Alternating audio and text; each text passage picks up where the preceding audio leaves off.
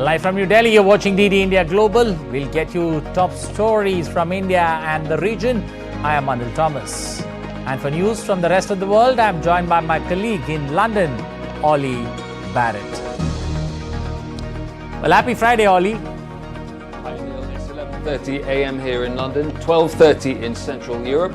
Coming up in the next half an hour, live to Israel for the latest from the Middle East.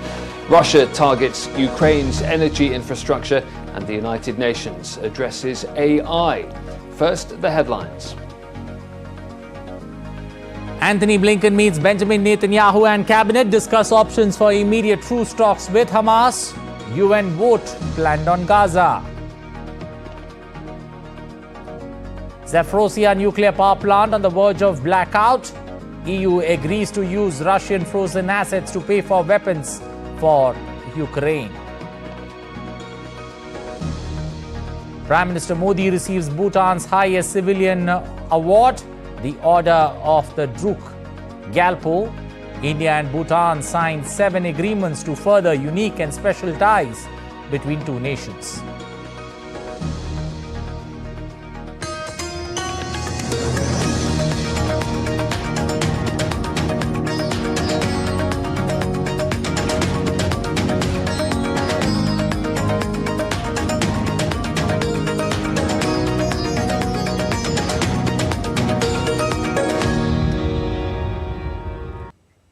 Well, U.S. Secretary of State Anthony Blinken has returned to Israel for another round of tough conversations with Benjamin Netanyahu as diplomatic efforts ramp up. Blinken met Israeli Prime Minister in Tel Aviv as he arrived on Friday after a visit to Cairo and Saudi Arabia. In Cairo, Blinken said that the United States and Saudi Arabia have made good progress in talks on normalizing ties between the kingdom and Israel. He also said he believed a ceasefire deal between Israel and Hamas could be reached. The stop in Tel Aviv caps Blinken's 6th round of shuttle diplomacy in the region since the October 7th Hamas attack on Israel. Besides, Israel's spy chief David Barnea will travel to Qatar on Friday to meet mediators trying to secure a Gaza ceasefire that would include a hostage release. Barnea will meet with his U.S. counterpart, CIA Director Bill Burns, Qatar's Prime Minister Sheikh Mohammed bin Abdul Rahman Al Thani, and Egypt's intelligence chief Abbas Kamel. Negotiations mediated by the U.S., Egypt and Qatar centered on a truce of around 6 weeks that would allow the release of 40 Israeli hostages in return for hundreds of Palestinians detained in Israeli jails.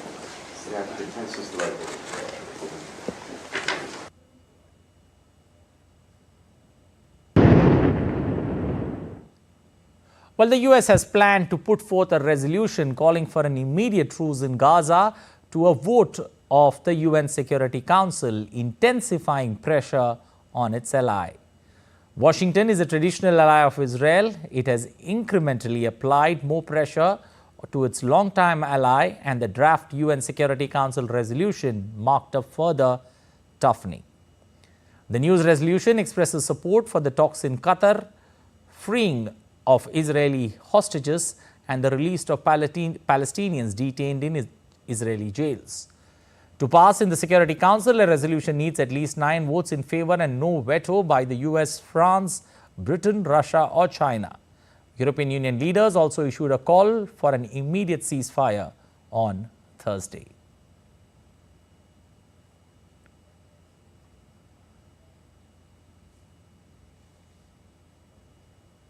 And for more on the story, Alex Kadia joins us live from Tel Aviv. Well, Alex, does cautious optimism, surround Anthony Blinken's 6th visit to Israel?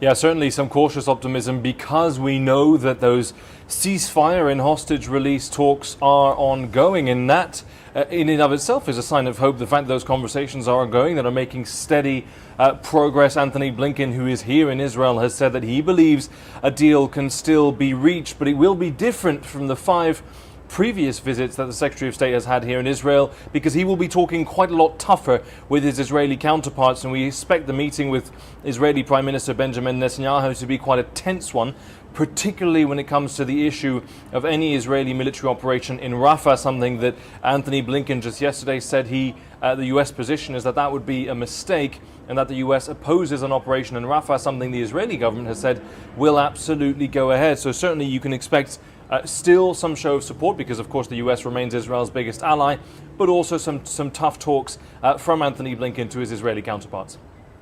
Well, Alex, what's been the reason, especially for the change in stance by the US for immediate ceasefire while also backing that UN vote?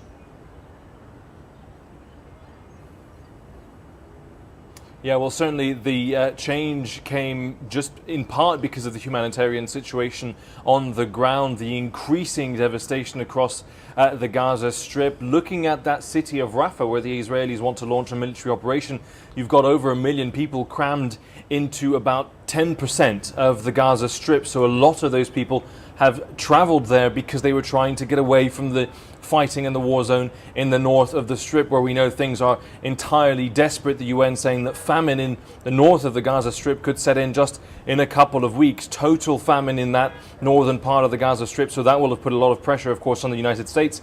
But also there's an election looming, and there is a lot of pressure on the Biden administration to take a stronger stance against Israel when it comes to humanitarian aid for Gaza and minimizing the loss of civilian life. And that was exemplified when Yoav Gallant, the Israeli defense minister, met with his counterpart Lloyd Austin in Washington. Lloyd Austin, who told him, you have to understand the atmosphere in Washington when it comes to humanitarian aid for Gaza, and therefore the Israelis have to be cognizant that there are domestic political issues for the United States that will play into these discussions as well. We'll leave it there. Thank you, and appreciate you joining us this evening on DD India Global. Well, Zaporozhye nuclear power plant is on the verge of blackout, with more than 1 million Ukrainians without power after Russian strikes. Ollie Barrett is in London and gives us more on this and other stories making headlines around the world. Ollie, how does one take a look at the stand that Kremlin has taken? It's now clearly talking about, Russia at war due to Western interference, especially in that special military operations that they had. Well, Anil, it's very interesting. Russia has launched the largest missile and drone attack on Ukrainian energy infrastructure of the conflict to date so far. 88 missiles and 63 Shahed drones fired, leaving at least 1 dead and 14 others wounded. However, Ukraine says that almost half of the missiles and drones were shot down. The locations targeted included the Dnipro HES dam in the southern city of Zaporizhzhia, which suffered strikes to its hydraulic structures and to the dam itself. There is said to be no risk of a breach. President Volodymyr Zelensky has condemned the attacks and says there is work underway to repair power supply in 9 regions. Meanwhile, leaders of the 27 European Union member states have been debating supplying military aid to Ukraine using profits from frozen Russian assets. $200 billion worth of Russian assets are expected to generate $13 to $14 billion by 2027. But the idea may not reach consensus, as DD India's Ishan Garg reports from Brussels.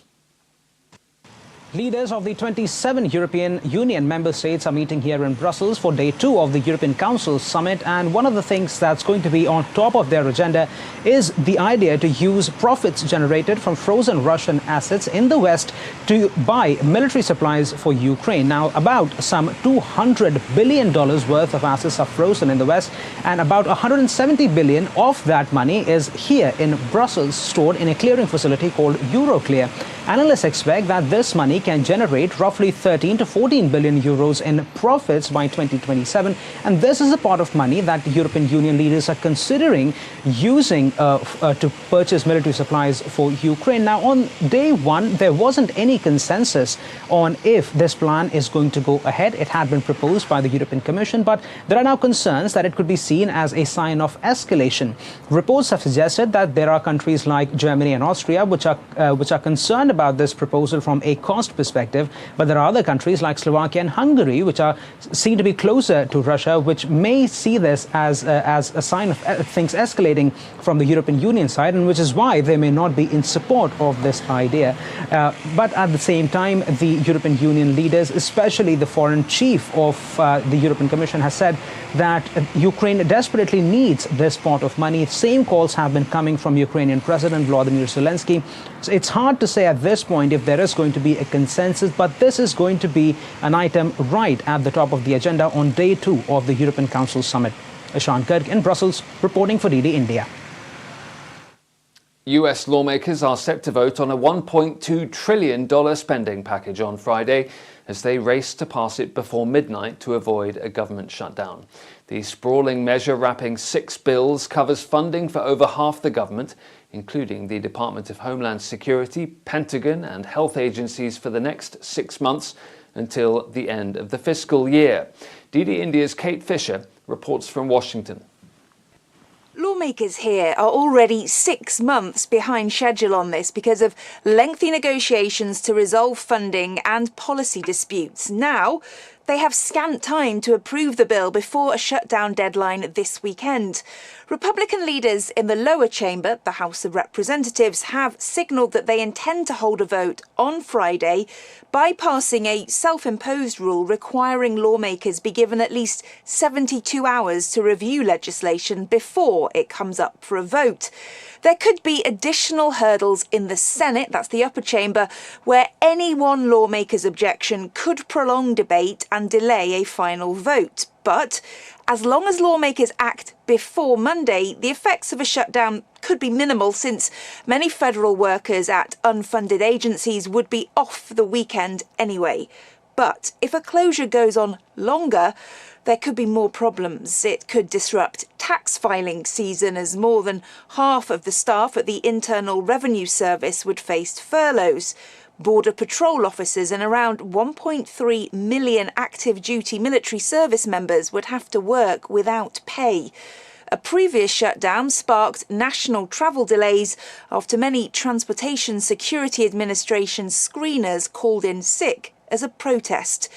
Even if a shutdown is avoided, credit ratings agencies have warned that Congress's repeated brinkmanship could hurt the US government's creditworthiness in the long run. In Washington, Kate Fisher reporting for DD India. The United Nations General Assembly has adopted the first global resolution on artificial intelligence. It aims to encourage protecting personal data, monitoring AI for risks, and safeguarding human rights. In a groundbreaking event, all 193 members of the United Nations General Assembly unanimously adopted the first global resolution on artificial intelligence on Thursday. The non-binding resolution encourages the protection of personal data, monitoring AI for risks, and the safeguarding of human rights. Proposed by the United States and co-sponsored by China and 121 other nations, the resolution seeks to close the digital gap within and between nations while using AI to augment shared priorities around sustainable development. This technology has the potential to unlock more progress on more issues for more people. But in order to ensure equitable access to these benefits and mitigate risks for communities across the globe, we must approach this technology as a global community, leaving no one behind. Governments around the world are seeking to shape AI's development amid fears of its potential to disrupt democratic processes, turbocharge fraud, spread misinformation, or lead to dramatic job losses, among other harms. Today, as the UN and AI finally intersect, we have the opportunity and the responsibility to choose as one united global community to govern this technology rather than let it govern us. So let us reaffirm that AI will be created and deployed through the lens of humanity and dignity, safety and security, human rights and fundamental freedoms. The resolution marks the beginning of a collective journey as countries around the world come together to shape safe, secure and trustworthy artificial intelligence systems. Dra Gyalpo for DD India. Well, from artificial intelligence back to the very real intelligence in the studio in Delhi. Anil? Thank you, Ollie, for those quick updates. Well, still to come on DD India Global. Operation Indravati to evacuate Indian nationals from Haiti begins.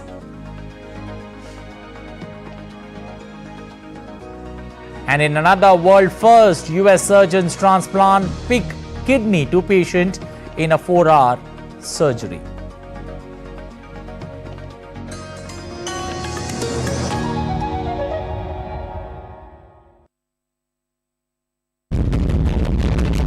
Haiti descends into chaos. Who has brought this Caribbean nation to its knees? Watch Connecting the Dots to get the full picture every Friday at 8 p.m. IST on DD India.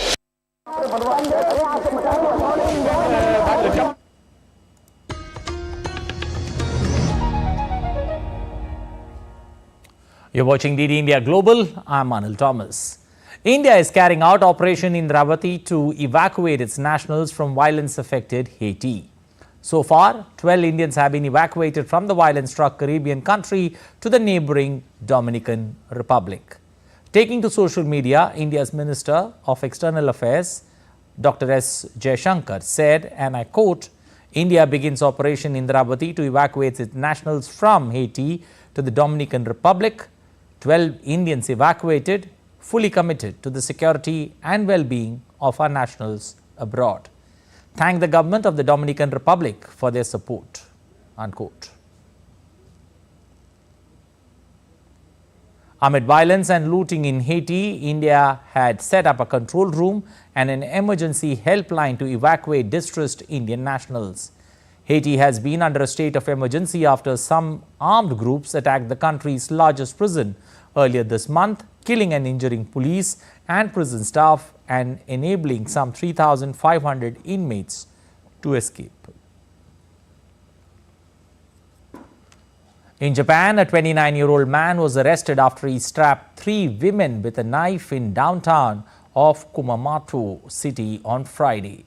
The manager of a restaurant who fled the crime scene was later arrested by police on suspicion of attempted murder. In February, 1 was killed and 2 others were injured in a stabbing incident at a convenience store in Hokkaido Prefecture, but public violence remains low in Japan. Well, let's take a look at other stories making news around the world. A 62-year-old man in Boston in the United States with end-stage renal disease has become the first human to receive a new kidney from a genetically modified pig. The surgery is a major breakthrough that could benefit countless patients on dialysis on transplant waiting lists. Thailand scientists are working to restore the country's coral reefs, which are eroding due to rising seawater temperatures brought on by climate change. Officials estimate that as much as 90% of Thailand's coral reefs have been affected by a mass bleaching event that started in 2010, triggered by warmer water temperatures. Senegal's fishermen are heading to Spain ahead of Sunday's presidential election. The fishermen are blaming the government for dwindling fish stocks, followed by the EU fishing rights deal with Senegal that was renegotiated under President Sall's watch. Since 2014, the EU has paid Senegal $1.85 million a year for the right to fish 10,000 tons of tuna.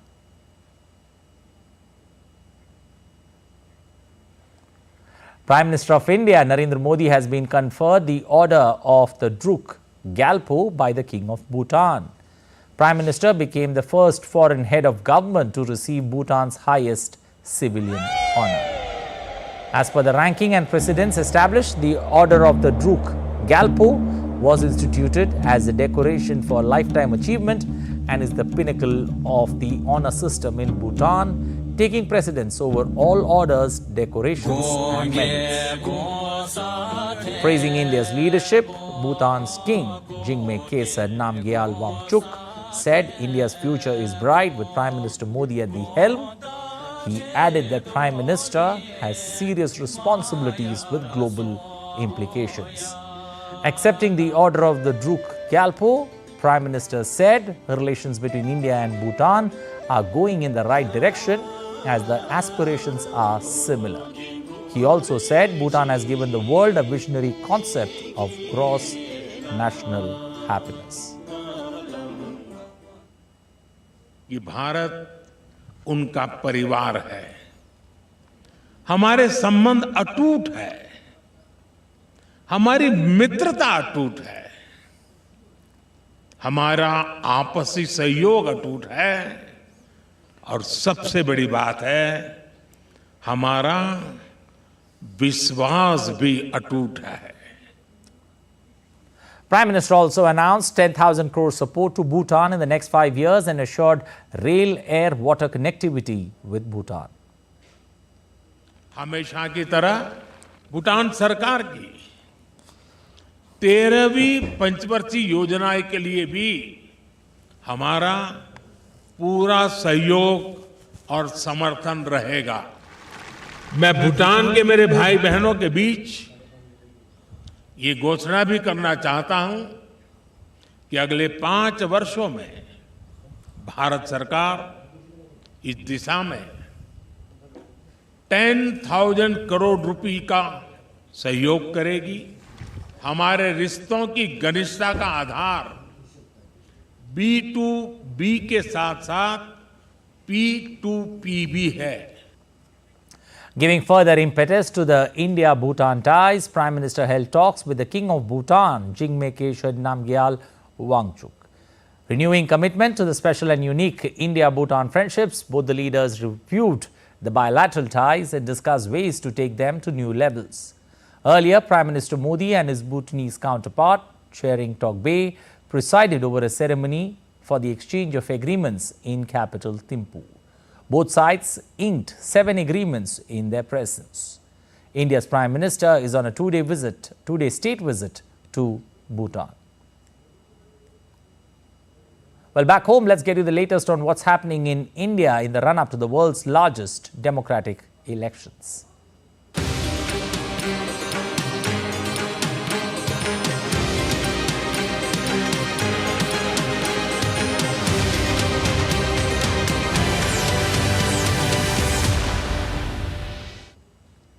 Well, Bharatiya Janata Party or BJP has released the 4th list of its candidates for the upcoming general elections. The 4th list includes the names of 15 candidates for Lok Sabha seats across Puducherry and Tamil Nadu. Names of candidates also announced for 1 assembly seat each in Tamil Nadu and Tripura. The opposition Congress party held its meeting on Friday and finalized its candidates for Uttar Pradesh, Madhya Pradesh and the Union Territory of Jammu and Kashmir. Party President Mallikarjun Kharge and other members including Rahul Gandhi and General Secretary K.C. Venugopal attended the meeting. Indelible election ink is used in India to prevent duplication of voting. Usually, it is used over the left index fingernail and cuticle. Once applied, the ink cannot be removed for several weeks and months. But do you know how this ink is produced and which company is authorized to produce it? We take you to a factory in India's southern state of Karnataka, where workers are busy achieving the target ahead of the general elections. For decades, India has used inedible ink made primarily from silver nitrate to mark voters to prevent duplication of voting. However, did you ever think who makes this ink or how is it made? We take you to a factory in India's southern city of Mysuru in Karnataka, where workers are busy in producing bottles to meet the production target ahead of general elections 2024. So during this 2024 Lok Sabha election, we are manufacturing around 26,55,000 bottles of 10 ml each by hiring almost 120 members of outsourcing. So every day we are manufacturing 80,000 of bottles. So during manufacturing of indelible ink, we will carry out 3 phases of testing. When exposed to sunlight, the ink stains the skin and fingernails purple. Lasts for about 2 weeks and is almost impossible to erase. The main raw material for production of this inedible ink is silver nitrate. The rate which has been fixed by Election Commission is around 174 rupees per van, which the state election commissions will bear. And for the main raw material for production of this indelible ink is silver nitrate. So it is the major 80% of that cost is because of that. Company also supplies the inedible ink to other countries and counts several in Asia such as Malaysia, Maldives and Cambodia among its customers. Bureau Report, DD India. And finally, before we close, 22nd of March is World Water Day. It celebrates the vital importance of water in our lives. India's Prime Minister has shared a video on social media reiterating his commitment to protecting this precious resource and work towards sustainable water management.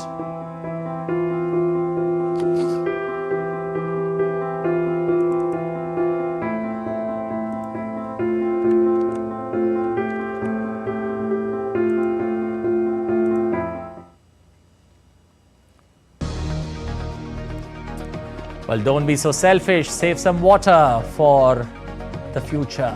Well, that's all for this edition of DD India Global, but let us know your thoughts on the news of the day. You can connect with us on Facebook's X and Instagram. You can also find us on ddindia.co.in. We'll be back with more news as it breaks here on DD India. I am Anil Thomas from all of us here in Delhi. Thanks for watching DD India Global.